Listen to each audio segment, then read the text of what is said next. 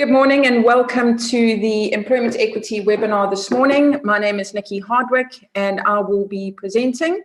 The purpose of the webinar today is really to unpack the requirements of an employer in terms of employment equity and making sure that they're compliant.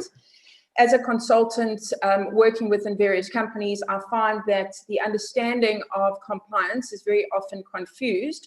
So what I want to do today is really unpack the order of events that need to happen in order to be compliant, because often what will happen is people will do, as an example, the employment equity report before doing the employment equity plan. And by doing so, it makes the plan now invalid. So the purpose of today is really to go through that, to try and help everybody understand exactly what is required, and in an audit, what Department of Labour are going to be looking for. As we go through the webinar, should you have any queries or questions, please feel free to post them in the Q&A and I will answer them at the end. Or if at the end of it you have any questions, please feel free to email me on nikki@hrtalk.co.za, or you can email info@hrtalk.co.za. So moving on, what I would like to do is firstly just to go into the Employment Equity Act and why it was developed. A number of you have probably been in my training before, so some of the stuff and a lot of the stuff you will have seen before, and I'm just going to go through it again. So the Employment Equity Act really has two facets to it. The first one is to ensure equal opportunity and fair treatment in employment through the elimination of unfair discrimination. So that is the one facet of employment equity. And the second one is to implement affirmative action measures. Okay. Very often in employers, when I go to see them, as well as employment equity committees, the understanding of affirmative action measures is very often misunderstood. So when we look at affirmative action measures, that doesn't necessarily apply to one particular group, whether it be a gender or a race. It applies to the measure that you need to put in place to redress the disadvantage in employment. So as an example, if you don't have enough, as an example, disabled people in your workplace, what you could do is you could, just as an example, put in a ramp. That would be an affirmative action measure. If you have a workplace that you don't have ablution facilities for females, and as a result of that, the number of women in your workplace is obviously, you can't have enough women because of the ablution, you could then put in ablutions for females, and that would be an affirmative action measure. So depending on your workplace and where you are and the numbers that you're looking at in terms of EAP, etc., your affirmative action for your particular work environment may be different to that of another company.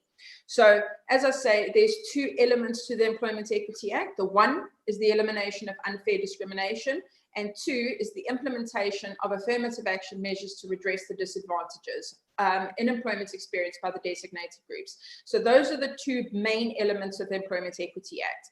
So what I'm going to do now is I'm going to go through with you just the 5 elements of how they define unfair discrimination. So I'm not going to go through each individual one, but the main section is section 6.1, which is the elimination of unfair discrimination on the basis of race, gender, sex, pregnancy, marital status, family responsibility.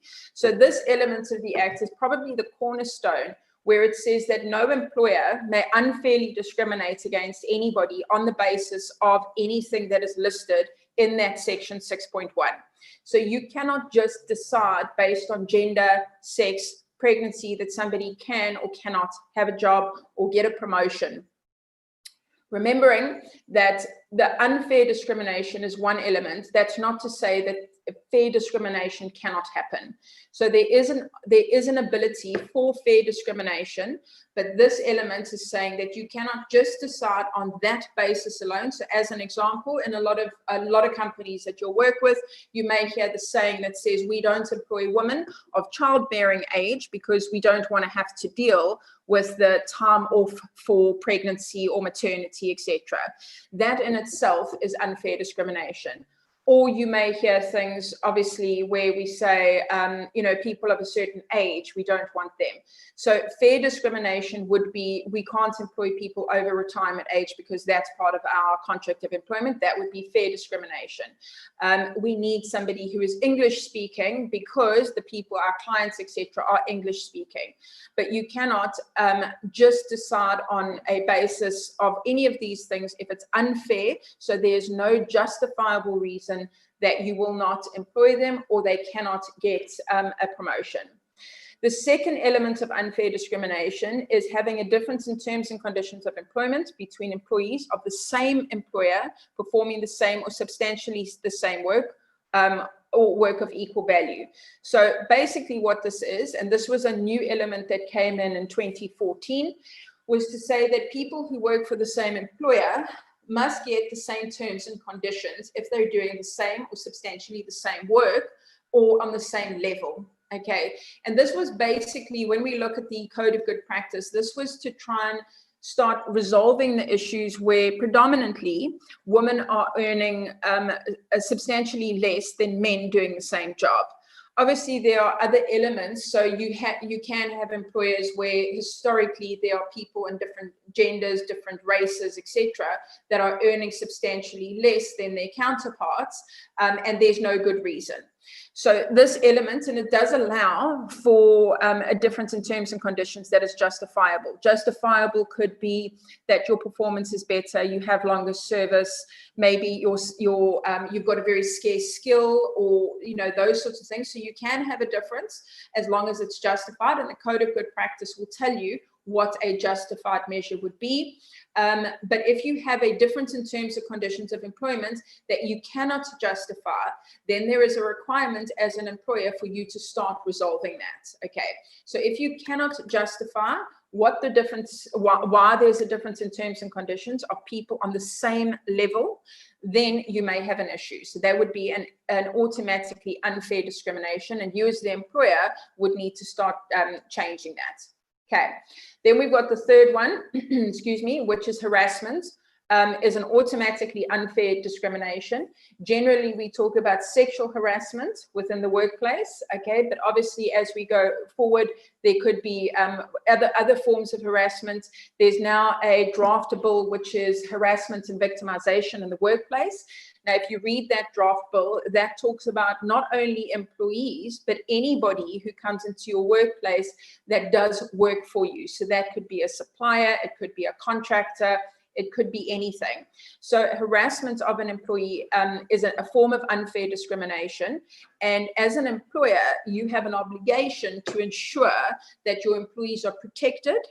And if something does happen, whether it be that it is your employee has harassed somebody external to your business, or it is somebody has harassed somebody internal to your business, you have an obligation to ensure that the correct processes have been followed. If you don't do that, okay, you could be liable at CCMA. Then the fourth unfair discrimination is medical testing. Now, this is not generally a big issue and is very often not something that comes forward as unfair discrimination, but it is one of them, is that you are not allowed to do medical testing on an employee unless legislation permits or requires the testing. So, for example, if you're a long distance driver, there may be a requirement for you to do medical testing. If you're a pilot, you may be required in terms of legislation to do the testing, or it is justifiable in light of medical facts, employment conditions, etc. So you cannot, as an employer, just decide that you want to do medical testing. As an example, now with COVID-19, there is a justifiable reason why you may require an employee to undergo a medical test, but you cannot just, when an employee starts, just decide that you want to do a medical test just because you want to see if they're healthy. You have to have a justified reason. If you don't have a justified reason, it is one of the elements of unfair discrimination, and the employee can then go to, as an example, CCMA. And then the last one is psychometric testing, which is basically, there's an element of psychometric testing that unless it has been tested, you know, in terms of being fair and just reasonable, etc., etc., it has been tested in the South African context. you cannot do psychometric testing or exclude a person on that basis unless the test has been shown to be valid and the required testing for psychometric testing has been done on the test that you're using. So those are the 5 elements of unfair discrimination. Most of those things, so even if we look at element number 2, which is a difference in terms and conditions, is they're basically saying if you go back to element number 1, which is section 6.1, if you have a difference in terms and conditions based on anything in element 1, then you have an issue. So most of the things that we're looking in terms of unfair discrimination come back to section 6.1. So this is one of the biggest elements of the Employment Equity Act and what drives how we move forward in terms of ensuring compliance. Okay. As I mentioned again, we do have, so although we have unfair discrimination, and very often people get hung up on the fact that discrimination is automatically unfair, you can have fair discrimination. So it is not unfair discrimination to take affirmative action measures consistent with this act. And what that basically means is that I can choose someone on the basis of gender or race or those sorts of things if it is in line with my employment equity plan. So as an example, I can exclude someone of a certain race or gender if my plan requires that I employ someone of a different race or gender. So I can say I'm not having an able-bodied person in favor of a disabled person because that's what my plan requires, and that is not unfair discrimination. Or it is not unfair discrimination to distinguish, exclude, or prefer any person on the basis of the inherent requirements of the job. So the Employment Equity Act also requires that as an employer, you must employ people that are skilled. Okay, so you could exclude a person if they don't have the required licenses, the required skills, diplomas, degrees, or experience, and that would not be unfair discrimination. Okay. So as we move forward, in as much as every employer must take the steps to promote equal opportunity, so regardless of whether you're a designated employer or not, every employer has a requirement to ensure that they eliminate unfair discrimination. But there are designated employers that are required to submit to the Employment Equity Act. Now, this is going to, so the designated employers right now, and I will go through them, designated employers are required to do what we're going to talk about now, that every employer is required to ensure that unfair discrimination doesn't happen. So as a designated employer, that is anybody who employs 50 or more employees, and anybody who currently, now this is possibly going to change in the next couple of months. We don't know when. It's waiting at Parliament to be signed off. But this element relating to the annual turnover is probably going to be excluded. So it will only be employers who employ more than 50. But currently, it's anybody who employs fewer than 50, but their total annual turnover exceeds the level that is here. So depending on which sector you're in, you could have 5 employees, but if in agriculture, as an example, if your turnover is more than 6 million, you are now a designated employer, and you are required to comply with the elements of the act that we're going to go through.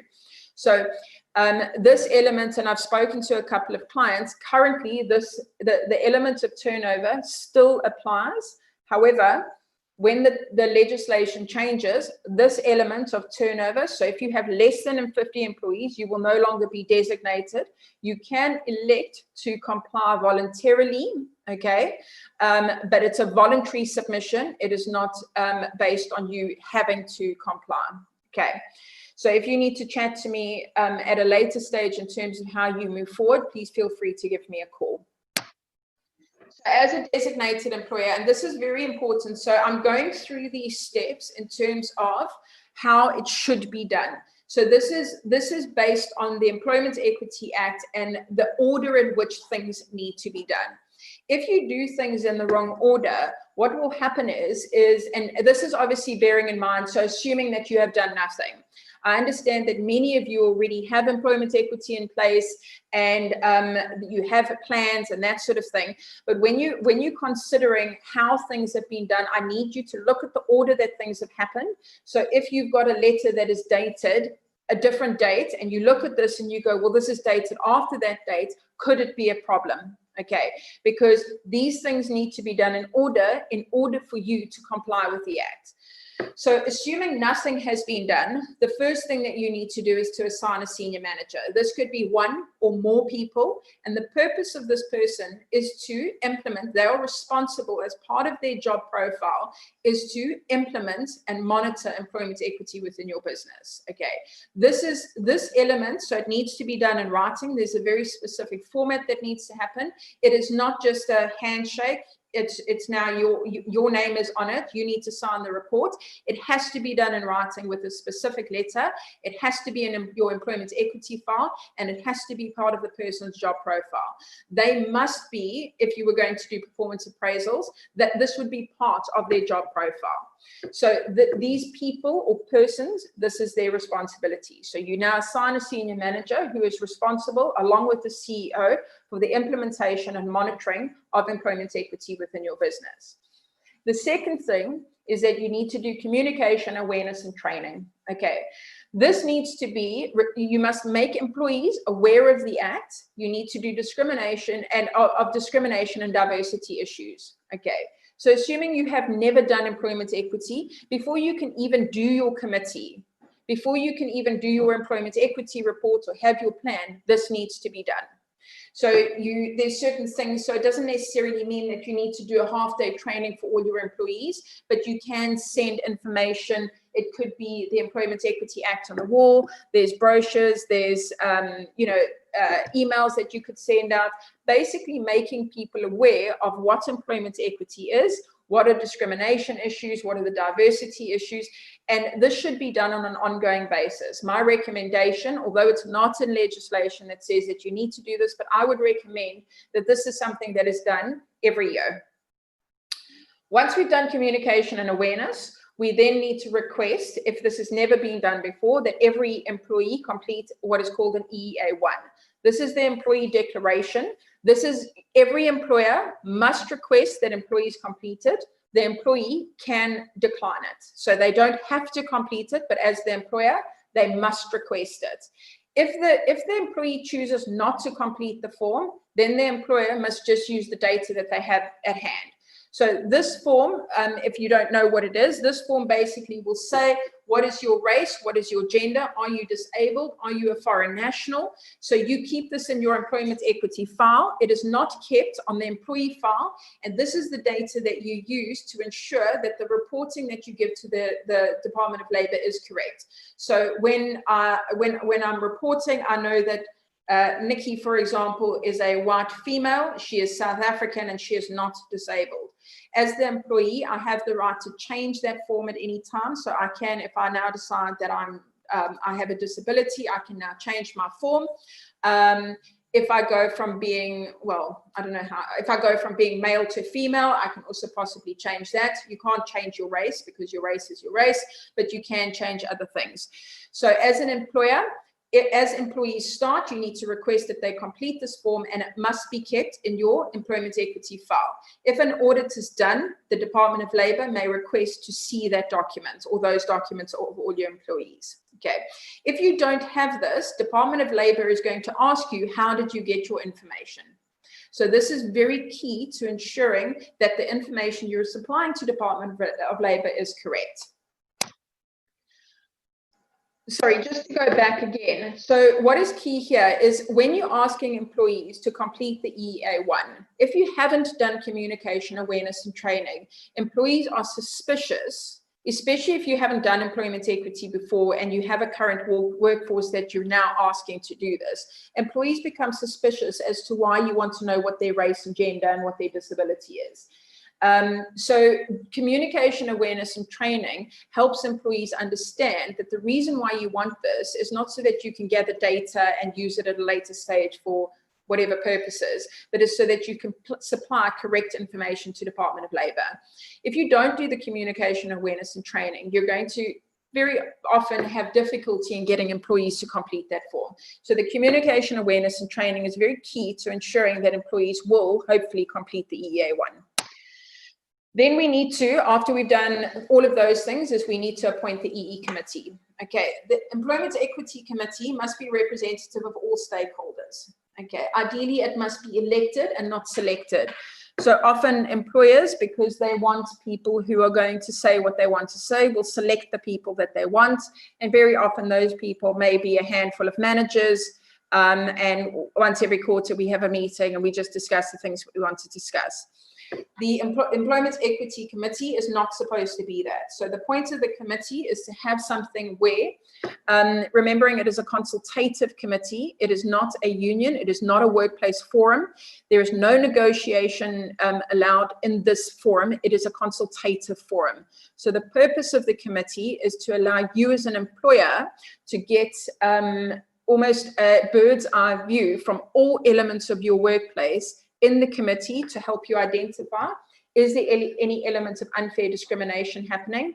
Are there issues that are happening within your workplace? So for example, if you have an underrepresentation of females, as a man, you may not see something that females would see. So as a man, you may not even notice that the reason why females are not coming to the workplace is because there's a handful of men that make it really difficult, as an example. Or the culture is that women are not allowed here. This is a man-only environment. Or there may be no ablutions, for example.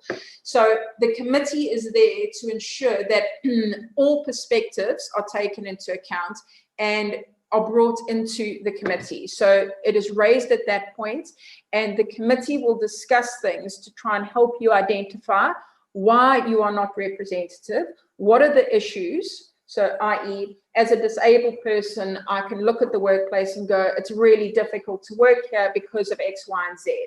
As an able-bodied person, you may not see those issues because it's not an issue for you. So that committee is supposed to be representative of all your stakeholders, so that you can get a comprehensive view of your workplace.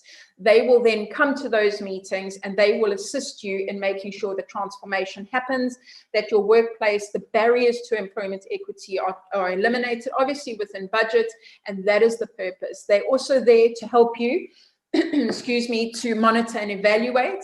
They're there to try and keep you in line. But as I say, and it's very key, that the Employment Equity Committee is not there to decide on who is recruited, on who is promoted. They are an oversight committee to help you as the employer keep on track. They're a consultative forum. They are not a workplace forum. They cannot negotiate on things like wages. That is not the purpose of an Employment Equity Committee. Okay, so now that we've hopefully elected the Employment Equity Committee, we now have those people. And my recommendation is that when you're looking at your Employment Equity Committee, if you don't one, is you need to almost do an analysis of your current workforce and then go, we have X amount of people in top management, senior management, etc. And you decide on that basis that if there's only 1% of people at top management and senior management, your committee must only 1% of your committee must be representative of top management. If 80% is semi-skilled and unskilled, then 80% of your committee must be representative of semi and unskilled. That is basically how your committee should work. You also need to, in the committee, decide how the committee is going to work. So having a constitution, deciding how often you meet, how long the committee can sit for, and those are the things that need to happen.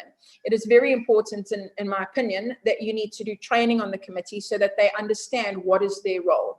A new committee, if they've never done employment equity, and a company that has not done employment equity, a committee can very often, and the company can take very often up to 2-3 years before it starts working properly, because people don't generally understand what their role is. So doing training and helping them understand what their role is in here, because people are very often, they gravitate towards a workplace forum. They gravitate towards negotiating for whomever it is that they want to negotiate.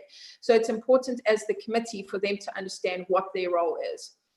So now that we have the committee, just to say as well, is if you're going to do elections and you don't get nominations, so nobody nominates anybody and employees are not engaging in the process, you can at that point then start to look to selecting people. So you would then select a few people, ask them if they're willing to stand on the committee, and at that point you would then share with the workplace who the committee members are, allowing them an opportunity to object if they're unhappy.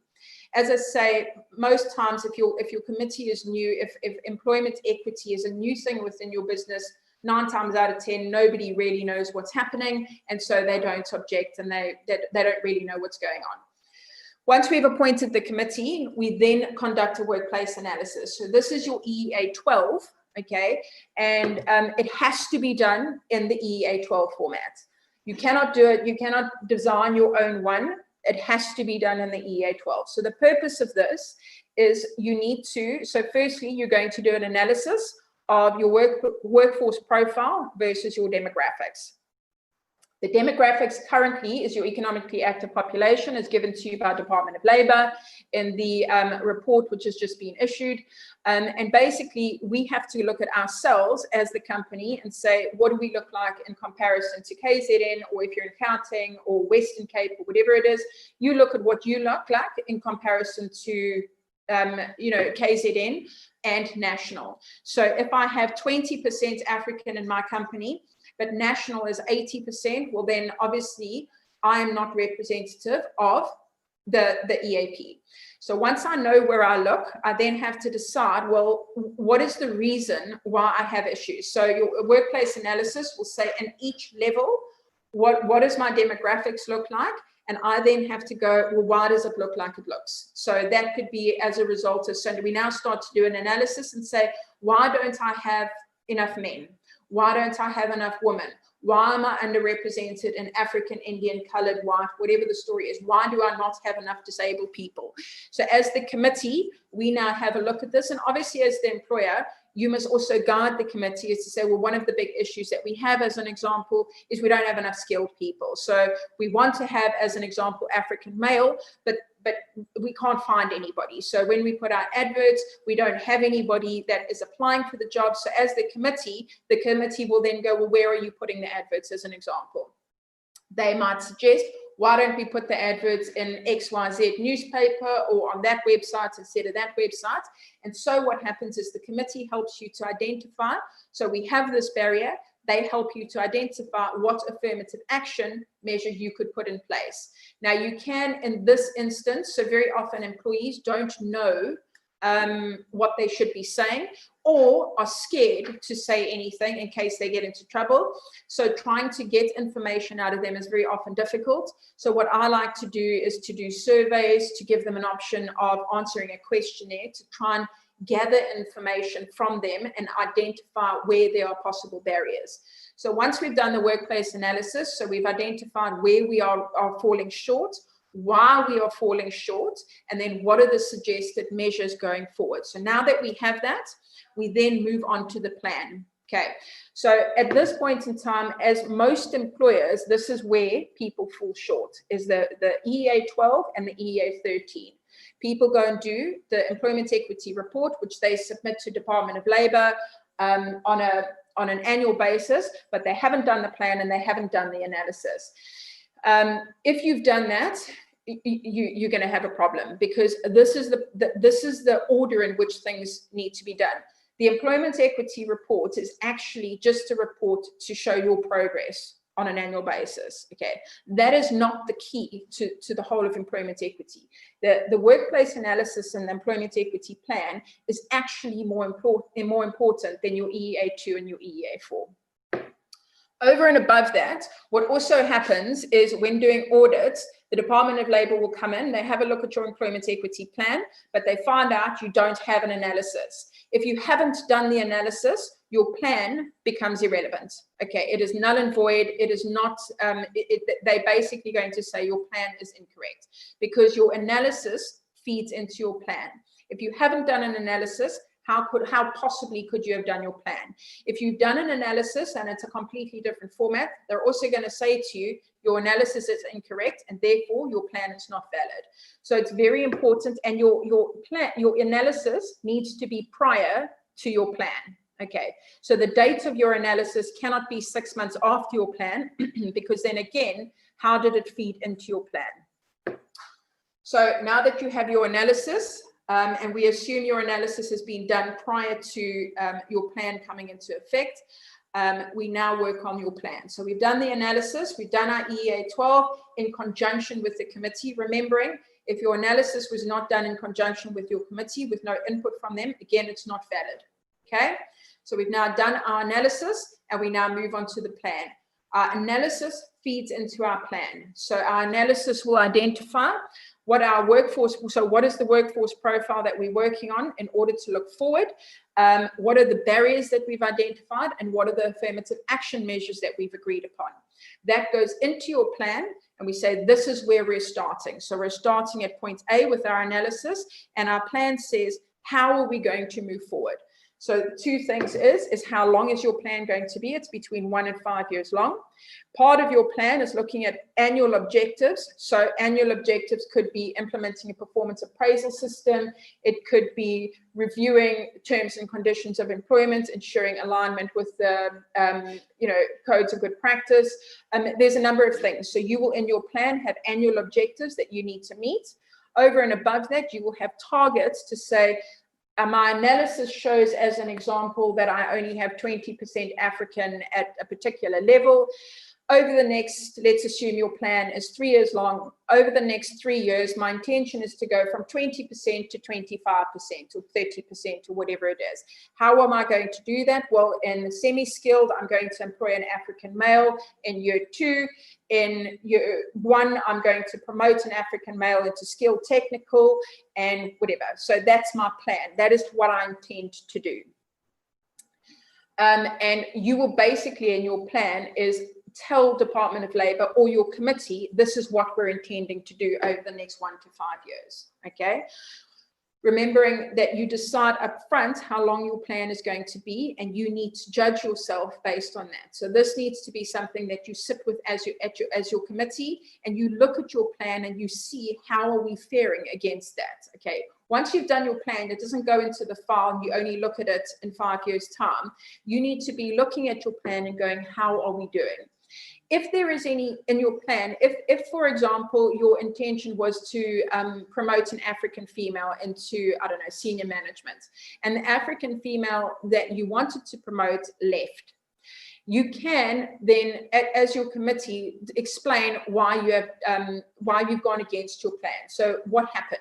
So you can say, well, we need to review the plan because the African female that we were coaching, mentoring, or whatever has now left. And so we had to fill the position. And instead of an African female, we then had an Indian female, as an example, or a white female, or whatever. So you can, in your committee, explain why you've had to divert. The other thing that could possibly happen is you could have a massive growth. So you could, in your plan, say, well, we'd intended to have 70 people in year 5. But actually in year 2, we took on a massive contract and we now have 150 people. You cannot continue to work on a plan that has 70 people when you actually currently have 150 people. So you may need to review your plan based on what has happened. So as the committee, we constantly look at the plan and we decide how are we faring. So remembering in the committee, they need to help you monitor and evaluate. They need to work through the plan and they need to say, how are we faring? So what are we doing? The purpose of the committee is to help you as the employer to make sure that you're on target, is to provide you with input. So as an example, we could say, well, one of the issues that we have, just as an example, is we can't find enough African people. So in the committee, they say, well, actually, the place that you are doing recruitment, where your advertising doesn't really work. So my suggestion is why don't we do this newspaper? Why don't we go there? Why don't we do this? So we do that for a year and it doesn't work. So in the committee, we give feedbacks. We say we do this. So as the committee, we go, okay, well, that's not working. Why don't we try this? So as the committee, they need to be part of this, is going, this isn't working. Can we try something else? If it doesn't work, we may say, okay, well, let's put that on hold and let's try this for some other reason. So the committee needs to be part of helping you get from point A to point B. Okay, so, and again, one of the things is must be clear is you must use the EA13 format. You cannot put it in a Word document. You cannot write it very nicely. You cannot do some fancy thing. It has to be in the EA13 format. Both the EA12 and the EA13 must be readily available on a notice board, on your server, whatever, for people to see. This is not a private and confidential document that employees don't have access to. Everybody must be able to see this, and everybody must be able to ask questions about it. Your committee members should be the people that if anybody in the workplace wants to ask a question, they can go to the committee, and the committee can then come back to you and refer queries to you. But this is a document that you share with staff. So once we've done that, we then continue with monitoring and evaluating. So as the committee, the committee helps you with this, but also the senior manager is responsible for continuing and checking what is happening with your plan. So you need to put things in place to ensure that you are keeping in line with your plan. Finally, it's the submission of the annual report. So this is the submission of the EEA2 and the EEA4. Now, this generally happens on the, so 1st of October is when the system opens, or at least the online system opens around about the 15th of September. If you wish to submit manually, I don't know how many people do anymore, but you submit by the 1st of October, and you can submit online by the 15th of January. Now, this report, often I will go into employers, and the only thing they do is the EA2 and the EA4. They might have had a plan, it's been expired for 15 years, and they don't have it. This report here is actually the end of the process. This is just reporting back to Department of Labor. This is so that they can check your progress, that they can gather information, so that they can see what is happening in South Africa, what is the transformation looking like, how many people do we have at top management, what are the ratios looking like. This is not the key to everything. This is just an annual progress report. If you've done nothing else, you are in big trouble. So the plan is massively important, and so is the EEA12. So if you haven't done the EEA12 and you haven't done the plan, that is more important. So the EEA4 and the EA4, the EEA2 and the EA4 is an alert for Department of Labor to go, okay, maybe there's a problem here. But if you haven't done your plan, you are in big trouble. So just to make mention of how important that plan is currently, the legislation, or prior to 2014, basically what would happen is if an audit was done, Department of Labor or inspector would come in. They would then ask you for a number of documentation. They would then give you a report to say, okay, well, these are the 15 areas or the 5 areas that you haven't done very well in. So your senior manager letter is not correct. You need to fix it. Your committee is not representative. I don't know, you're not having meetings, whatever the story is. You haven't done these things correctly, and you need to fix them. What they will do is they will then give you, they will then say to you, there's a written undertaking, you have 60 days, as an example, to fix that. If after 60 days you don't fix it, they can at that point issue a compliance order. If you don't comply with the compliance order, they can then make application with the DG to take you to Labour Court. So there's a big process in that. In 2014, with the Employment Equity Plan, okay, an element of the Act changed, which basically said, if you do not comply with the requirements for the Employment Equity Plan, i.e. you haven't done your plan correctly, so there's no analysis, it hasn't fed into the plan, your plan is not current, it isn't signed, you don't have a plan, there's no longer a requirement for the Department of Labor to give you a written undertaking, then to move to compliance. They can go directly, and the Director General can go directly to Labour Court to ask them to issue a fine. So they can completely go outside of that process. So all of the other things, the committee, your reports, etc., they must give you a written undertaking. The plan is that important that they changed the Act to say that if we so choose, we can request immediately that a fine be issued to you. And what the argument is they're saying that the plan is actually more important than everything else. If you haven't done the plan, your report is invalid, everything is invalid, because the plan is actually everything that drives employment equity. This is what drives transformation. This is the thing that we can judge whether or not you're actually doing what you're supposed to be doing. So your submission of your annual progress report has to be done by the 15th of January.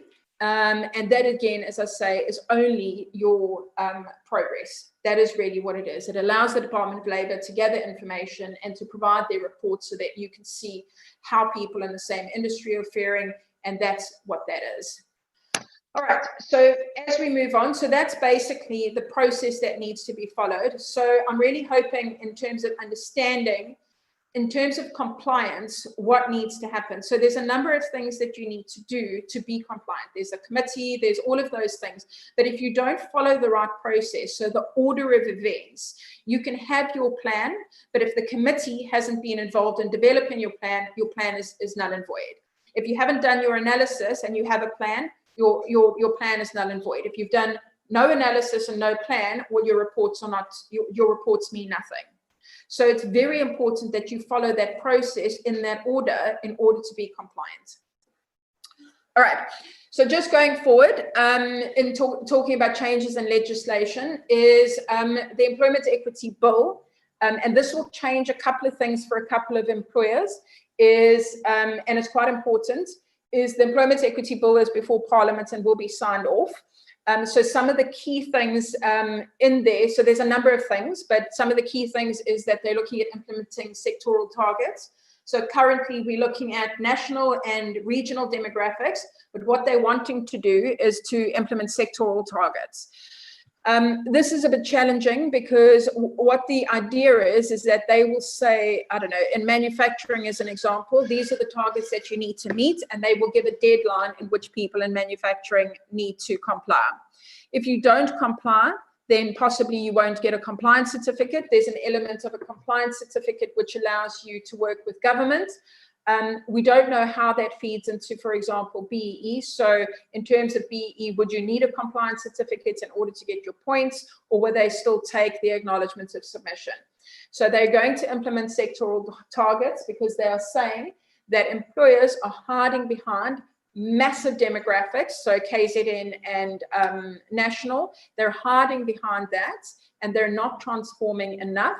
So they're going to implement sectoral targets that you need to meet, and they're going to give a time frame. What's also going to happen is they're going to look at removing the turnover. So if the requirement to be designated is you have to have 50 or more. If you have less than 50, well, then you can decide voluntarily to submit. And what that looks like, I'm not 100% certain. So will it mean that you need to have a committee, et cetera, et cetera? I'm not sure, but you can decide to submit voluntarily. And then what they're also looking at is a change in submission dates. So as I mentioned before, for a number of years now, the manual submission has been by the first working day of October, and then you've been able to submit online between the 15th of September and the 15th of January every year. The submission dates are going to change in that everybody will need to submit by the 1st of October. So that changes it for a lot of employers, especially where their year runs from the 1st of January to the 31st of December. So that will be something that employers are going to need to look at. So that Employment Equity Bill that's going to come through will change things for a number of employees, or at least employers, and we'll possibly also look at changing the employment equity plan, because currently we're looking at employment equity plans based on the national and regional demographics. As soon as sectoral targets come through, we're going to have to look at that. As I mentioned before, the Code of Good Practice on Harassment and Victimization, this is quite an important one because it sits within the unfair discrimination. So this is very important that you as the employer, because it fits within employment equity, is understanding what harassment is and victimization, how you as the employer are required to behave, what you need to be doing, or what policies you need to be having in place, and almost the risk to you as the employer if you do nothing. So that's basically my presentation. I'm hoping that I've unpacked it. As I said before, a number of you have, I think, been through my training a few times, and I'm really hoping that I've helped to unpack, you know, again, everybody knows what they need to do. The key issue here is actually unpacking the order in which things need to happen, because that's often where people are falling short. They're falling short on the fact that they don't do it in the right order. Their employment equity plan has now expired and they don't have a new one. That is a massive issue. So it's very important that you follow the order of events and that you make sure that if you haven't, you fix it really quickly. One of the things that I've tried to send to everybody that has been in the webinar is a very basic questionnaire, which you're more than welcome to, and I will send it to everybody that I haven't sent it to, if I haven't sent it to you already. It's really a basic questionnaire that asks you, I think there's about 10 or 15 questions, things that you have or haven't done, and I will send you an email back really identifying what your challenges are if an audit is done. So feel free to answer it. It will show you your results, and then if you wish, you can answer at the end if you want me to send you an email. But it's really just identifying areas where you are at risk.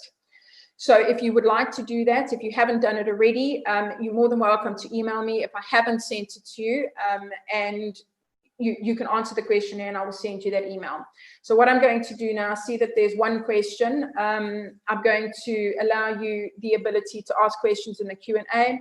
Alternatively, as I say, there's a number of you that I have dealt with before, but if you want to give me a call after this webinar, you're more than welcome to do so.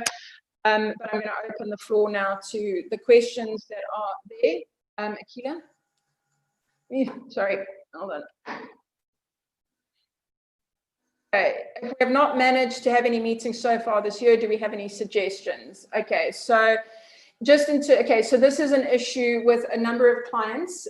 So there was an email that went, I think, to most employers that said that if they hadn't done, it didn't specifically talk about meetings, it actually spoke about your ability to achieve your goals in terms of your employment equity plan.